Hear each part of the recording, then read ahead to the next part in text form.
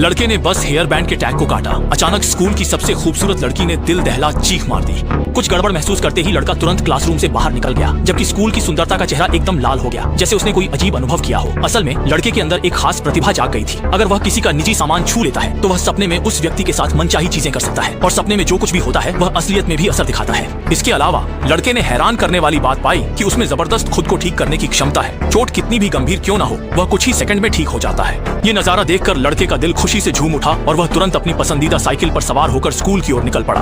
लेकिन उसे सोचा भी नहीं था कि जैसे ही वह स्कूल के गेट पर पहुंचा, उसकी मुलाकात उसी स्कूल के गुंडे से हो गई जो अक्सर उसे तंग करता था। अव्वे ने भले ही शिष्टाचार से उसे मस्ती कहा, लेकिन स्कूल का गुंडा उसकी बातों पर ध्यान नहीं देता और हमेशा की तरह उसकी जमकर पिटाई कर देता है। लेकिन इस बार अव्वे पहले से बिल्कुल बदल चुका था। चाहे स्कूल का गुंडा ताकत से हमला करे, उसे जरा भी दर्द महसूस नहीं हुआ। जितनी भी चोटें लगनी थी वो उसी गुंडे पर वापस लौट गई। गुस्से से पागल हुआ स्कूल का गुंडा एक लकड़ी का डंडा उठाकर अव्वे पर वार करता है, लेकिन नतीजा वह खुद ही बुरी तरह घायल हो जाता है। ऐसा अजीब दृश्य देखकर स्कूल का बदमाश डर गया कि उसके पैर कमजोर पड़ गए और वह तेजी से घूमकर भाग गया। युवक ने गलती से अपनी उंगली खरोंच ली, लेकिन अगले ही पल वह चमत्कारिक रूप से ठीक हो गई।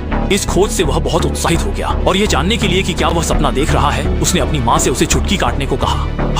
ओह! उसने अपना हाथ लाइटर पर रखा और उसे ग्रिल किया। माँ और बेटा इस निष्कर्ष पर पहुंचे कि ज़्याहुओं में भरपाई करने की क्षमता थी। हालांकि कुछ दिन पहले तक अवे अभी भी कायर था। स्कूल में उसके सहपाठी तंग करते थे। बस जिस देवी पर उसे बचपन से क्रश था वही उसके साथ रहती थी, लेकिन स्कूल के गुंडों ने उसे सीधे देवी के सामने कूड़ेदान में ठूंस दिया। इससे अवई को बेहद शर्मिंदगी महसूस हुई, जिससे वह पहले से ही हीन भावना से ग्रस्त था और अब उसे स्कूल जाने से डर लगने लगा। वह हर दिन बेमन से बिस्तर पर पड़ा रहता था। बेटे को सामान्य रूप से स्कूल भेजने के लिए माँ ने भारी रकम खर्च कर पापा को बुलाया। देखा कि बूढ़े ने लापरवाही से अपना हाथ अवेई रख दिया। अगले ही पल दोनों ने अद्भुत शक्ति का अनुभव किया। बूढ़ा संभल भी नहीं पाया था कि अवेई ने उसकी सारी जीवन शक्ति सोख ली, जिससे वह वहीं जमीन पर गिर पड़ा और उसकी सांसें थम गईं। वहीं अवेई तुरंत स्वस्थ हो गया और उसमें आम इंसानों से शक्तिशाली क्षमताएं जागृत हो गईं।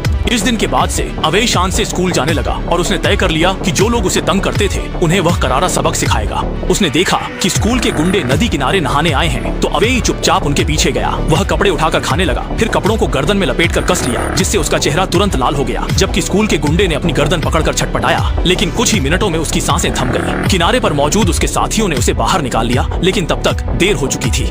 इसके बाद के कुछ समय में अवेई ने अपनी पलटवार करने की ताकत का इस्तेमाल करते हुए लैब में पढ़ाई कर रहे सांबियाओ को ढूंढ निकाला। हमला करने के लिए उकसाने के मकसद से अवेई उसे गुस्सा दिलाता रहा। सांबियाओ रोक नहीं पाया और उसने एक बोतल सल्फ्यूरिक एसिड अवेई के चेहरे पर फेंक दिया, लेकिन अगले पल वह मुंह से झाग निकालते हुए जमीन पर गिर पड़ा और उसकी मौत हो गई। इसके बाद अवेई ने वही तरीका दोहराया और स्कूल के गुंडों को भी भगवान के पास भेज दिया। अंत में वह अपनी क्रश के साथ खुशहाल जीवन बिताने लगा।